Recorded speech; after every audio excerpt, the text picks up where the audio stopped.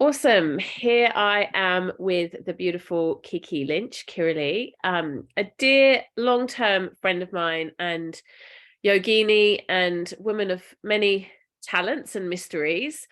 Um, so today we're going to be talking about something quite specific. We're actually going to be talking about inclusivity, particularly within the queer community in yoga, in the context of the yoga community. Yep. And there's sort of a bit of a backstory to why this conversation came around, specifically with Kiki, and I wanted to just share that with you before we jump in.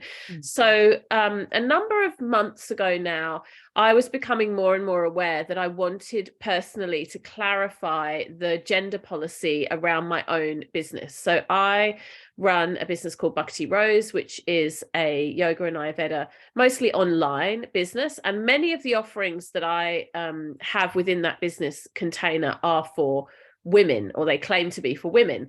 And increasingly people were asking me what was included or not included within that statement. You know, how do I define a woman and who's welcome within the spaces? And so I'd had a bit of an attempt myself at putting together a policy around that, which was really heart-led. You know, it was me kind of just sharing from my heart what I felt I wanted my business to reflect. And then, because I'm not really a member of the queer community myself, I wanted to do some research and speak to people who were, and see if it felt resonant, see if it felt if I'd missed anything, if there were some thinking points I hadn't properly thought through. And so Kiki was the first person that I went to. And she had some really amazing insights, some really beautiful feedback for me. And we together then worked on crafting a gender policy statement for my business, which I'm now really happy with. And just as a sort of nice serendipitous piece, just this week, I had someone approach me who is a trans woman and ask if she could join one of our containers, one of our women-only containers. And I was able to, with so much clarity and care, guide her to a document that I had created that clearly outlined why she was welcome and the thinking that had gone behind that. And I felt so happy to have that resource, because it just gave so much clarity to both of us. It enabled her as a customer to see that I had really and truly spent time contemplating her place in my community, but also me as a business owner to have that clarity and to have that resource. Just it felt good. It felt really good. So I want to ask some fairly general questions, but one of the things I'm really interested to start with, Kiki, is around that process that you and I kind of were diving into. One of the things that became really apparent is, and this is an overused word these days, but the authenticity piece, that it comes from the individual and the teacher and the business, and not just because someone on Instagram said it, or you think it's the right thing to do, or, and then it becomes a bit tokenistic, I think. So let's use that as a starting point. If we haven't got much experience working with rainbow communities, working with the LGBTQI plus community, where do we begin creating a sort of authentic place that feels welcoming? Yeah. First things first, I just love that you told that story, because especially the way that story ends, right? It begins with intention and it ends with joy and connection. And sometimes when we think about the discussions around gender and sexuality, especially if we're going to talk about the online thing, it's hectic out there. There's just a lot of people screaming at each other in the streets. And that doesn't actually represent what this process is. And it certainly doesn't, divisiveness or right or wrong certainly doesn't represent the end point of doing these processes in your classes and going through this process of expanding your mind and expanding how you include people in your classes. The end of that is connection, right? And that's what we're going for. We're going for connection and people being seen and disparate people coming together. So I really, really like that story as a starting place. And I think of all of these practices, the conversations we had around writing that statement, many different conversations I've had around these topics. I'm a yogi. You forgot to mention that I was your yoga student many moons ago. That's how we met, right? You were my teacher. And so I am an eternal yoga student, and I view all of this through the prism of yoga, right? And I think we can run it all through the yoga philosophy, and get our grounding for something as modern as gender discourse in the texts that are so ancient, right? So that is a really long way of saying intention. That is where you begin with, is your intention. And I think it's, as always, we know that intention determines everything, you know, it certainly determines the karma. And so I think if you're thinking about doing something in your classes, or you want to make a change to your classes, or you want to have these kind of conversations inform your classes, you go to the intention and really sit with it. Like, are you just doing it because, yeah, it's a modern thing and I have to do it? Are you doing it out of fear? I'm afraid I'm going to get screamed at by somebody on the internet. Are you genuinely doing it out of other reasons, such as a desire to connect and to reduce the Maya, the illusion, to bring people together, to make your spaces more comfortable, to learn and grow and stretch, you know, within yourself? You start with the intention. That's where you begin. Yeah, so beautiful.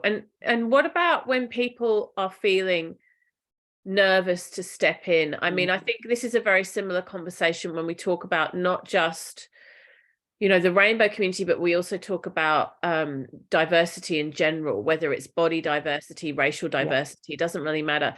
Very often, if we come from a demographic that isn't part of those communities, I think a lot of fear can come up of like, what if I get it wrong? What if I insult someone? What if I accidentally say or do the wrong thing? And then that leads to doing nothing. Yep. And we've all done that in some part of our lives, right? At some point, maybe doing it in 3 or 4 parts of our lives right now concurrently, right? I think that's really human and it's okay. I also really want to decouple the real world from the internet, right? So again, it's very online to have a discourse around gender and sexuality that is like, you should already know it. You can never get it wrong. And if you do get it wrong, well, too bad, you'll be put in the bin and it's all over. I know that all happens online.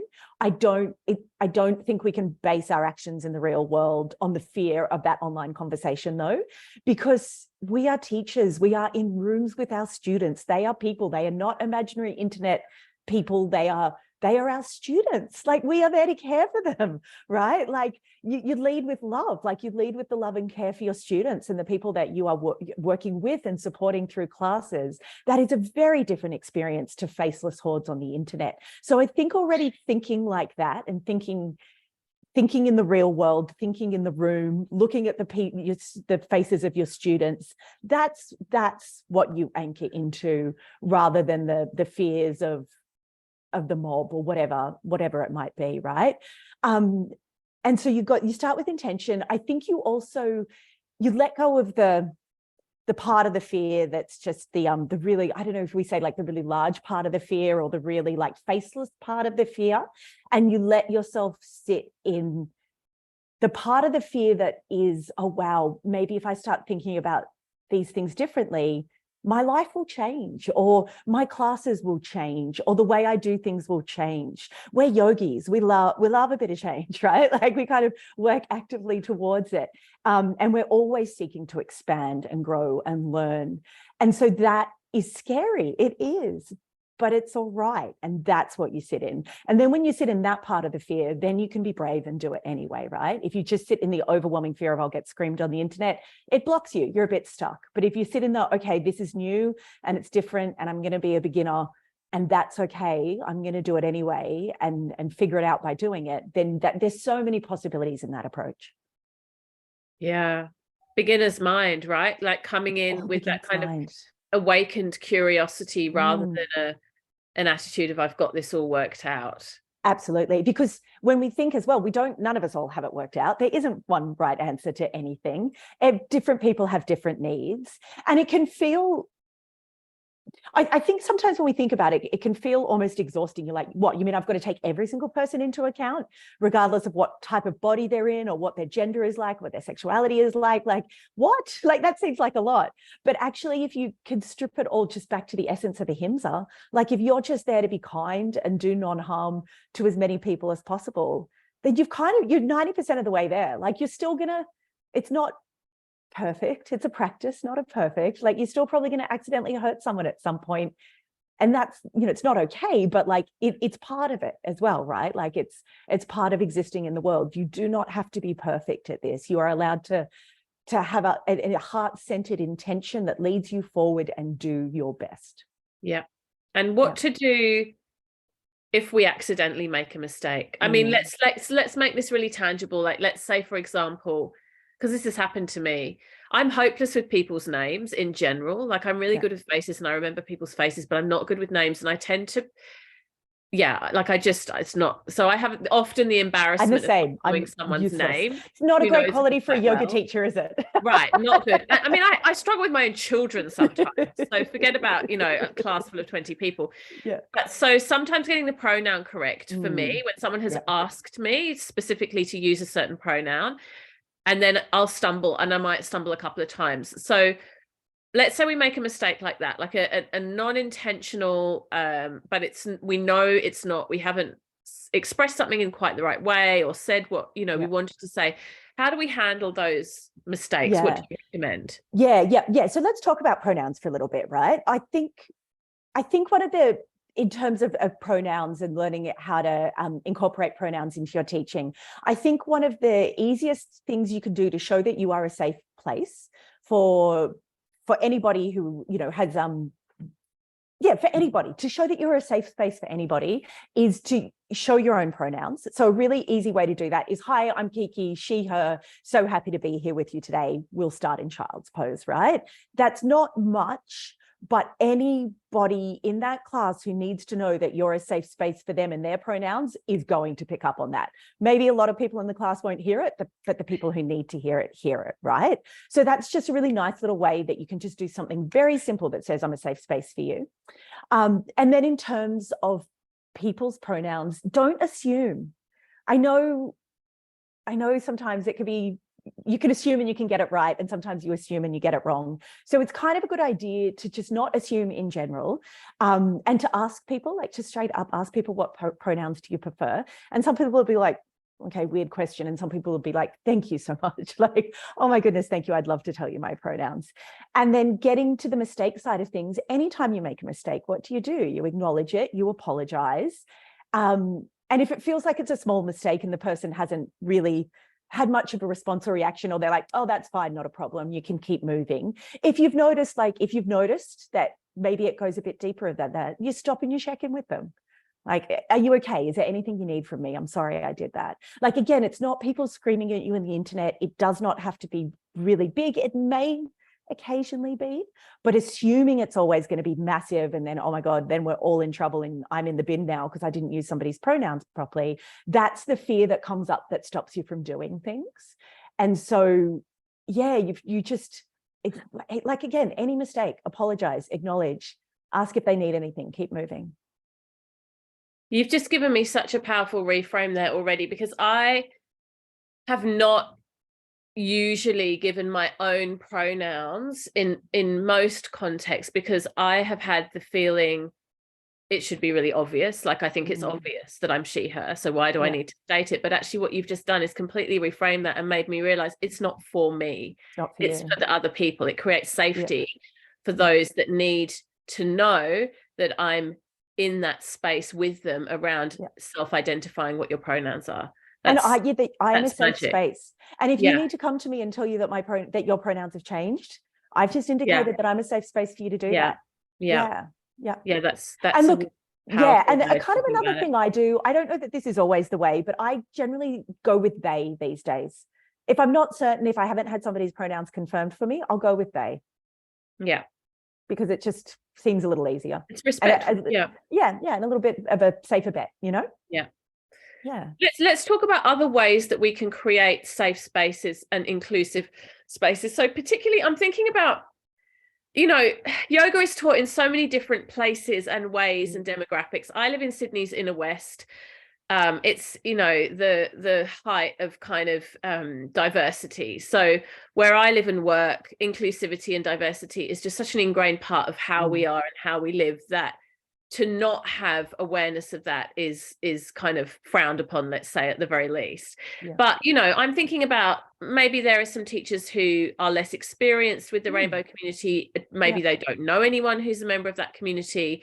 Perhaps they teach somewhere that's not quite as inclusive or diverse as major urban centers like where you and I live. what about those environments and those communities? I live in Mullumbimby, population 4,500, but yes, noted. It's still a very rainbow friendly community. In fact, I think it may true. even be known as the rainbow region. I will give you that, yes. So yeah, you know, I'm actually thinking of the village that I grew up in the UK, which is, you know, there's plenty of examples like this in Australia, but very white, very conservative, very kind of homogenous. Yeah, yep. Isn't to say that there isn't a very diverse and huge rainbow community in there. It's just that they might not be quite as expressive as, you know, within the context of where I live now. Yeah. And this is what it all comes back to is, again, like caring for your students, creating safe space for your students, Stiram Sukham Asanam, right? Like you're making a comfortable and steady space that your students can step into. My main tip there would just be, don't assume anything about anybody. And so don't assume that everyone is straight. Even if you're in the room, you're like, I've got the same 20 students, they come every week, they're definitely all straight. Just don't assume that. Like, just don't assume it. And then don't assume that you know what everybody's gender is as well. And then this is the beautiful thing about this ripples out. Once you stop assuming things about people, you kind of get to take them out of a box a little bit, because we've all had something assumed about us at some point that wasn't true and it did not make us feel great. And it was like, you don't even see me. Like, why don't you even see me? And so if you stop assuming, if you open things up, that lets your students show you who they are. Like, and then you'll be a bit more inclined to see them and listen to them than just to decide who they are, right? Like it opens things up a bit. So some really easy things you can do, right? Okay, so we've stopped assuming that everyone's straight. We've stopped assuming everybody is cis, or that I know what everybody's gender is. Then some really easy things you can do is like just take the gendered language out and take the heteronormative language out. So if you've got a room full of people that you perceive to be women and it's Friday night, and this is such a terrible example, and here we go, you just don't say something like, hey ladies, this is a great class for you to take before you all go out with your men for dinner tonight or something, right? Like, or your boyfriend will love it if you do this exercise and you have a flat stomach. I don't know, like you shouldn't be saying that anyway, but take the assumptions that you know who those people are dating out of it, right? Like just keep it, you can just use gender neutral language. Like, I hope you have a really lovely weekend with your sweeties, everyone, you know, like it doesn't have to be gendered. And in terms of cueing and talking about the body, my number one tip here is to decouple biology from gender. So you absolutely, we're yoga teachers, we work with the body. You absolutely can still talk about the body. You absolutely can refer to the biology of the body. You just take the gender out of it. So an example there might be if you're teaching inversions and you want to give the cue that anybody who's menstruating doesn't do the inversion, you might have had the habit now up at the dinner going, okay, women, or okay, ladies, if you're menstruating, this is what you'll do instead. Just take the gender out of it. For anybody who's menstruating, this is what I invite you to do instead. For any pose where you're discussing biology, just don't put a gender on it. Discuss the biology, discuss what needs to be done, discuss what pose they're doing instead of that pose, but don't put gendered language on top of it. Yeah, beautiful. So simple. And actually, really helpful in terms of kind of keeping us sharp with our teaching as well, because it's so often we get stuck in particular ways of saying things or ways of thinking. And I think it's really lovely, especially for people who've been teaching for a long time, to kind of revisit those linguistic patterns that we repeat a lot and just notice, okay, what, like, is this still the way I want to express this particular thing? Yeah, absolutely. And this is the whole thing. It is an expansion. It is a growth. It will make you a better teacher. It won't make you somebody who just has to tick a box and do the right thing because everybody thinks you have to do these things now. There's actually this expansion of who your students are. There's really tuning into their inner light rather than seeing the container or like deciding what the container they came in and what that means. Moving all of that aside and really teaching to their pure essence and their soul essence, it makes you a better teacher. And and again, this works around gender and sexuality, but it works around so many other things as well. So many different aspects of who we are and of the people that make up your classes. Yeah. I mean, I'm thinking as you're speaking, so many of the things that you're talking about apply not just to the gender conversation or the, you know, sexuality conversation, but also to body shapes and sizes, you know, racial different backgrounds, abilities. et cetera. So let's talk about that a little bit. People who are coming into the yoga practice who have experienced some sort of discrimination or shaming or feel uncomfortable in their own bodies for whatever reason, perhaps, you know, racial, perhaps to do with body size and shape, perhaps to do with gender. Why is yoga such a gift for those students? And also as teachers, how can we really support and nurture the healing capacity that yoga might have for people coming in with that type of stuff going on? Look, again, I think that speaks to intention and why you're teaching yoga, and what it is that you're sharing about yoga, and really pulling it back to those philosophies of what it is that yoga helped you feel and how it liberated you in your body, and it helped you heal your past experiences, and then how that is something that you want to support your students to do as well. And then again, I think it's all about the vibe, man. It's all about the vibe you create in the room. Like, do you greet your students and try to remember their names? Do you say hello to everyone? Do you keep things before class as slow and steady as you can? Do you invite people to come and have a chat with you after class? Do you do things that say, this is an accessible practice, I am an accessible person, I am here to help and support you, and I'm a safe place for you. Like, if you need to come to me and tell me something, I will be able to receive it. And obviously there's different rates of that, but when we're talking about the person who's maybe teaching in your village even today, Katie, and in a church hall somewhere, they've got a much better capacity to do that than somebody who's teaching 5 classes back to back in a really busy yoga center, right? That is much harder to do. So I think it's really about the space that you hold for your students, and that there is a safe space where we can have these experiences of reclaiming our bodies, feeling comfortable in our bodies, feeling impressed in our bodies, like doing something in yoga and being, I didn't know I was capable of that. Like, my body is amazing. Being able to do all of that for our students makes our yoga classes a safe space for them, where people from diverse backgrounds can have beautiful experiences. And not doing those things for our students might mean that you end up teaching a class where everybody looks exactly the same. And that's something to think about. Maybe you live in a town where everybody looks exactly the same. Cool. Everyone in your yoga class might look the same. But if you're looking out in your yoga class and everybody looks exactly like you might not be creating a safe space for everyone. Like, that might be one of the cues to you that you're like, oh, I need to do some expanding and growing here. I need to figure out how to make more people welcome in my classes, and more different types of people welcome in my classes. I remember so many years ago, like honestly, probably 20 years ago, our teacher, David Life, I was in a class with him in the States, and he said at the very beginning of the class, he looked around the room, there would have been probably a couple of hundred people in the room. It was at the peak of Jivamukti's kind of popularity. And he looked around the room and he said, this is how he opened the class. He said, I have to ask myself why there are not more people of color in this room. And I just was like, wow, like that was such a big reframe for me. Like, immediately he was standing in the center of the responsibility for that, and not like, why have the organizers not reached out to more diverse communities, or, you know, what's the demographic trend? He's like, me, I'm asking myself, what am I showing up as that somehow is not an open door for and that might be financial, it might be to do with socioeconomic groups, it might be to do with literally people's skin color and how that, you know, people and how you advertise yourself, and how you frame your Dharma teachings. So that was really interesting. There was a question I wanted to ask you just based on something that you just said. What was it? No, it's gone, my love. It'll come back. It'll come. About 5 minutes after we finish this call, it will come. Right, exactly right. Anything else? Any other tips or guidance or support that you want to give teachers? I know what it was. There we go. It came.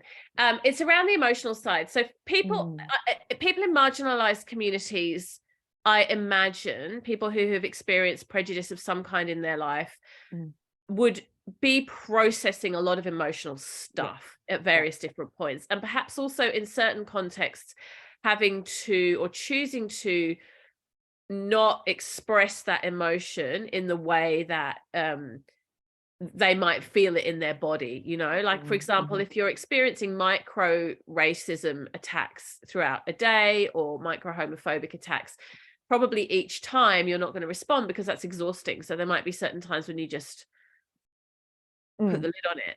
Yeah. And I wonder, is yoga a place where that kind of, where there can be some kind of catharsis or the body release of the emotions that get held can happen? What's your perspective on that? Yeah, absolutely. And this is why we teach trauma-informed yoga classes as well, right? Like, again, this conversation about rainbow communities and how we support them, it's like this pebble dropped in the water, and the circles get bigger and bigger, right? So it doesn't just stay. And this is the beautiful thing: when you pull the lid off this and you start peeling the onion, you'll go so deep, you'll see the connections. So it's teaching trauma-informed yoga means that anyone from any background who, again, might be getting microaggressions all day, maybe that's where their trauma shows up, maybe somebody who's not from a marginalized identity but had something really full on to them happen to them through their lives, they can all be safe in that class, right? Like, that's why trauma-informed yoga teaching is a really, really good idea, because we all know that emotions are stored in the body, and yoga can be incredibly cathartic. And we've all had a little cry in Shavasana, I want to say. Maybe we've all had like one of those big cries where there's like a lot of snot in Shavasana. And so creating spaces where you don't push your students and tell them it has to be done this way and there is only this way to do it, like, that's a really great way to re-traumatize someone, especially if they've just already figured out, this is the way that works for me. Then letting them have that and trusting them, rather, obviously you've got to keep alignment safe and body safe and stuff. But I used to always say, like, if you want to come to my yoga class and only do child's pose the entire class, and I'd have some people who'd come every week and do half of what I instructed, that is not a problem. That is fine. We are not all here to have the same experience. Like, if that's what you need in your week, is to come to my class and just really rest a lot, please go right ahead. And I think little things like that, I always think being able to show the person, if you can notice that they're really having a reaction. And this is one of the complicated things about being a yoga teacher. If you're caring for 20 people in a room and one person is clearly having an issue or there's something going on, it's not easy to go to that person and be like, do you need anything? I'm here. I used to always just go, and everybody's coming to child's pose, 5 breaths, 10 breaths, let's go. And then go over to them and be able to like, are you okay? Do you need anything? And then generally they'll be like, yeah, I'm okay. I just need some space. Okay, great. You let me know if you need anything. Being able to like really see your students. So much of this is about seeing your students and letting them know that what they need is okay. And then it's that beautiful thing that we learn in Jivamukti as well, which is like the pop a blanket on your students in Shavasana.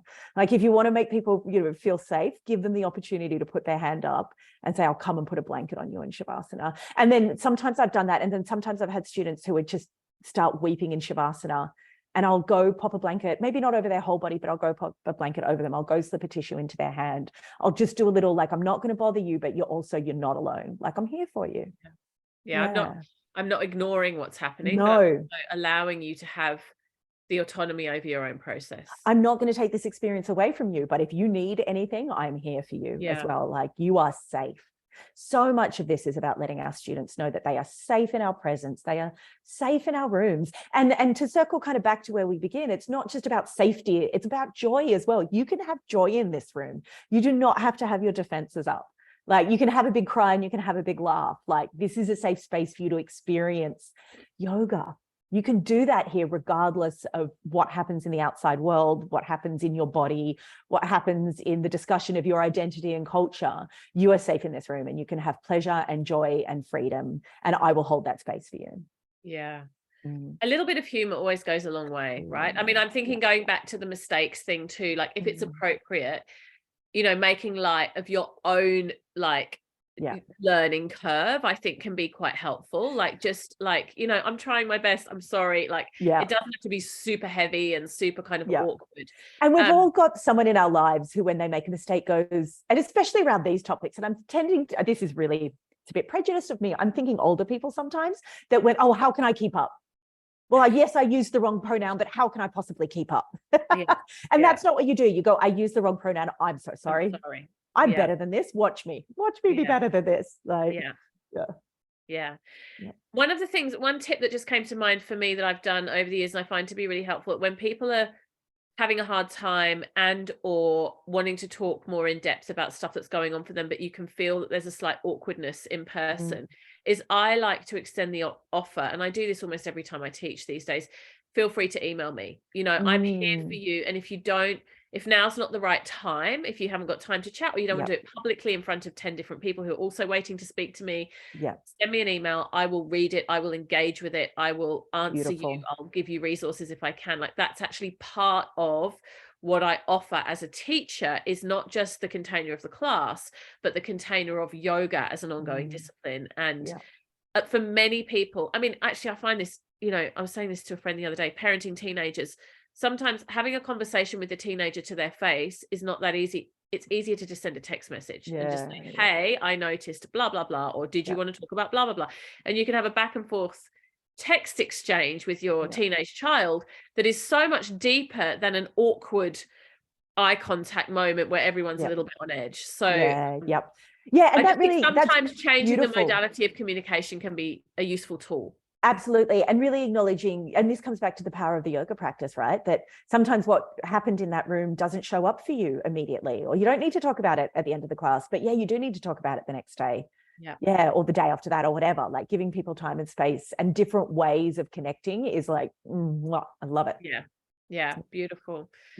This has been so great. I feel like there's so much more. Like, this is definitely a tip of the iceberg conversation. And so just to steps going forward. Sorry, I was just to say, in terms of resources or steps moving forward, if people want to go deeper, where can they go?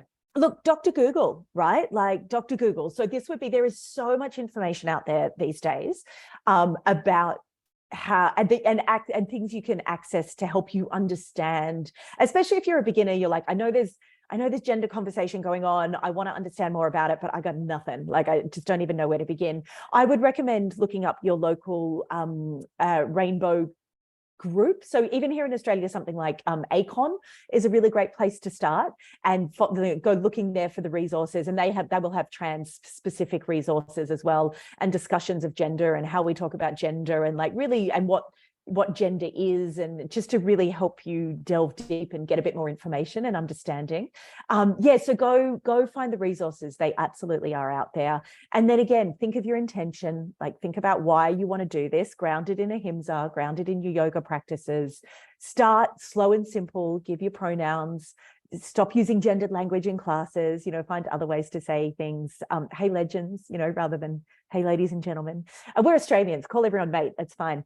And just start with those little changes and let it expand and let yourself learn. You don't have to tick this box and have it done in a week. You're allowed to start small and let it grow. And let your students guide you. Let your students guide you. They will give you the feedback. They will show you how you're doing on this. And you can learn from them, right? And it's a beautiful loop. Thank you so much. So grateful for your time and thoughts on this. And my real hope from this conversation is it sparks a lot more thought and research for the people who are listening. Thank you. Absolutely. And if anybody wants to get in contact with me, you can find me at hello@shelovesher.net as well. Beautiful. Thank you, love. Thank you.